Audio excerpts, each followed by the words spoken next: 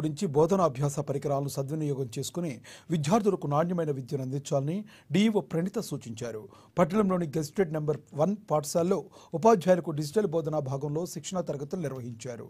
ఆమె కార్యక్రమ ముఖ్య అతిథిగా హాజరై శిక్షణను ప్రారంభించి విస్తృత సూచనలు చేశారు. మాస్టర్ ట్రైనర్లు ఎం సతీదేవి, ఎం సవితాదేవి, ఎన్ నిరోజన డిజిటల్ బోర్డుపై ఏ విధంగా బోధించాలో వివరించారు.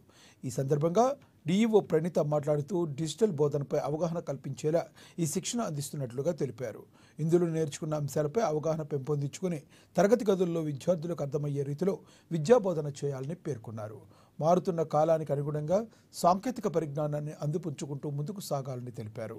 విద్యార్థుల సందేహాలను నివృత్తి చేస్తూ వారి ఉన్నతికి పాటుపడాలని పేర్కొన్నారు. జరిగింది. మళ్ళీ ఇప్పుడు ఫోన్ వచ్చింది కండక్ట్ చేస్తున్నారా అయితే ఇమ్మీడియట్ కొంచెం ప్రెషర్ బాగా వచ్చింది ఈరోజు పెట్టమని. అందుకే night Goud sir Jagan DRP అందరు కూర్చొని ప్రోగ్రామ్ చేయించారు. కాబట్టి ప్రొసీడింగ్స్ కొంచెం ఇవ్వలేకపోతున్నాం, కాకపోతే ఫోన్ చేయడం. Thank you for your cooperation.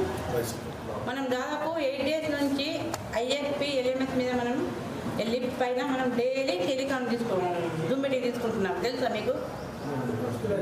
ఆ లెక్చర్స్ తోటి ఇంప్రూవ్మెంట్ బాగా తక్కువ ఉంది. మనం మొన్న సెక్రటరీ ఎడ్యుకేషన్ మాకు రివ్యూ తీసుకున్నారు. ఏమైనా కొంచెం తక్కువ ఉండే, కాకపోతే ఇప్పుడు కలెక్టర్ గారు కూడా మళ్ళీ మనకు మండే తీసుకుంటున్నారు. కాబట్టి కొంచెం ఇంప్రూవ్మెంట్ పెరిగింది. ఇంకా మనం హెచ్ఎంస్ కోఆపరేట్ చేస్తూ మీరు హెచ్ఎం కోఆపరేషన్ తోటి మన అంటే ఆదిలాబాద్ జిల్లా ప్రోగ్రెస్లో ఉండాలని కోరుకుంటున్నాను. ఐఎఫ్ఎల్ ప్యానల్స్ దాదాపు మన తీసుకుని నడుస్తున్నవి 130 హై స్కూల్స్లో సప్లై చేయడం జరిగింది. 397 ఐఎఫ్ ప్యానల్స్ వచ్చాయి. నేను చాలా స్కూల్స్లో వెళ్తే లెసన్స్ చూపెడుతున్నారు పిల్లలకి.